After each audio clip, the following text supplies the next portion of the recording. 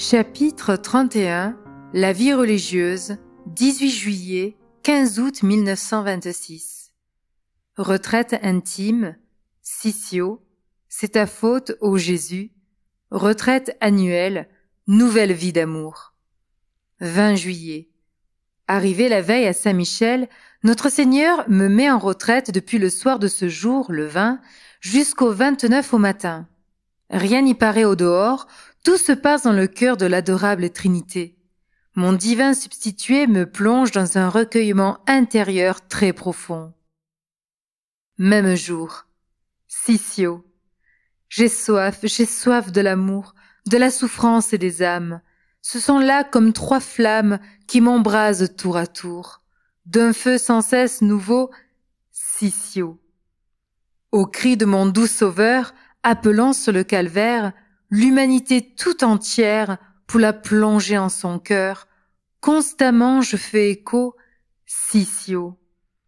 Ah, j'ai soif d'aimer en Dieu, comme l'infini lui-même, de toute éternité sème, et je ne puis, tant soit peu, ne pas vouloir ce niveau, Sissio. Toujours plus je veux souffrir, autant que Jésus sur terre, moins ne peut me satisfaire, son martyre est mon désir. J'ai soif de cette eau, Sissio. Pour faire jouir l'amour, j'ai soif de toutes les âmes. Je veux de divines flammes me les couvrir sans nul retour, comme d'un brûlant manteau, Sissio. Pour l'aimable Trinité où mon Jésus réalise, mes trois passions qu'attise ton extrême charité. Sinon, je dirai là-haut, Sissio. 25 juillet. Je m'abandonne et je me livre de nouveau à l'action de notre Seigneur, toujours à la manière d'un rien entre les mains de l'infini. C'est ta faute, ô Jésus.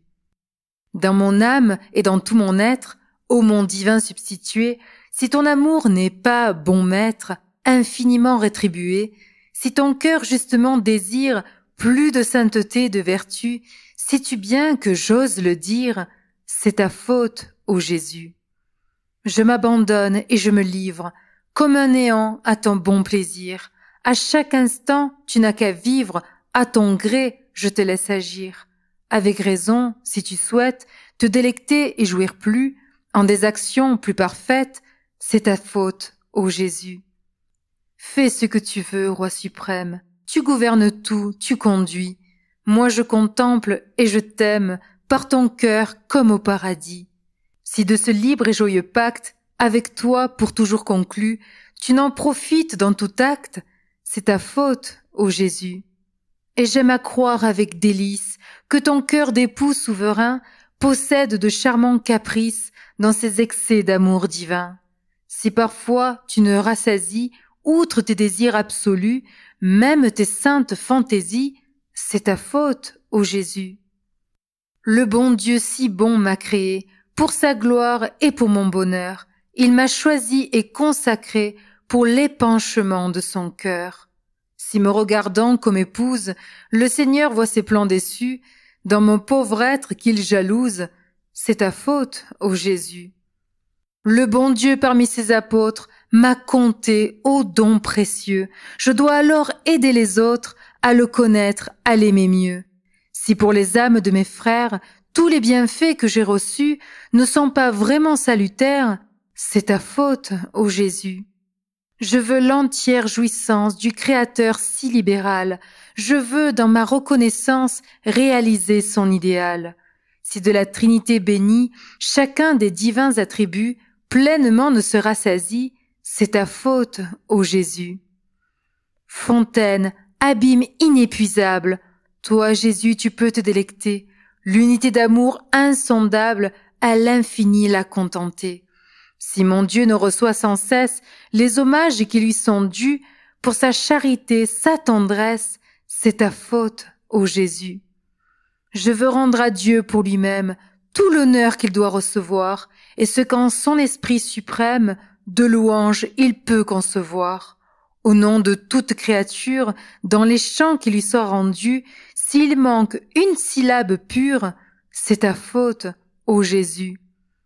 Pardonne-moi ma sainte audace, Mais puisque mon être est banni, et que tu t'es mis à sa place, c'est pour réjouir l'infini. Quand je demande sans limite, sans jamais craindre quelque abus, si tu ne m'exauces pas vite, c'est ta faute, ô Jésus.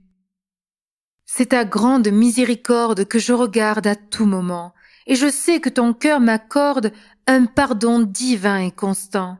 Je veux t'épuiser, mon Père, si mes cris ne sont pas confus, lorsqu'en toi, bon Sauveur, j'espère, c'est ta faute, ô Jésus.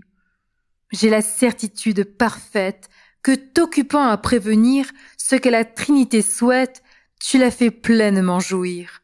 Merci, si j'ai tant d'assurance, sans songer au moindre refus, et tant de simple confiance, c'est ta faute, ô Jésus. Ou mon offrande, ou ma prière, toujours s'étend à l'Éternel, car elle prend le caractère du présent comme dans le ciel. De ta voix divine, infinie, par-delà les temps disparus, si j'emprunte encore l'harmonie, c'est ta faute, ô Jésus.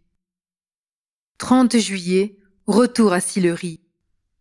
Durant ma retraite intime avec notre Seigneur, à Saint-Michel, son divin cœur eucharistique m'a parlé souvent des âmes consacrées.